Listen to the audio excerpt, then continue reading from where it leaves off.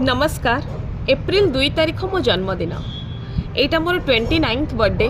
तामाने मु 30 वर्ष रे आसी पाद देली। वर्तमान जीवन में केवल एया रहिला जे केते चुटी बंचिला और केते चुटी पाचिला। मु समस्त को प्रणाम जनाऊँगी।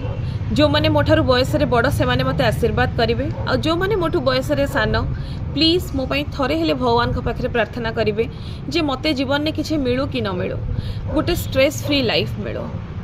आजिका डेट रे चिंता शून्य जीवनटा हूँ गोटे ब्लेसिंग भाया। आम जीवन में अनेक चिंता कलुणु आ वर्तमान मो बॉडी मो माइंड एते एग्जॉस्ट हो जाइए ना। मु मोर मानसिक शक्ति मो शारीरिक शक्ति मो इमोशंस मो पिलांको काम रे आ पिलांको ऊपर इन्वेस्ट करी चलची। मो पाखे आ क्षमता भी नहीं कौन प्रकार टेंशन को हैंडल करिवार। तेणु मु सब बेले भगवान को पाखे या प्रार्थना करे जे भगवान मते अननेसेसरी स्ट्रेस दियंतुनी आ मो पिलांको गोटे भल भविष्य दियंतु। या छड़ा मते आ जीवन में किछि दरकार नहीं। आशा करी आपण माने मो पई थरे हेले प्रार्थना करिवे। रही नमस्कार। जय जगन्नाथ।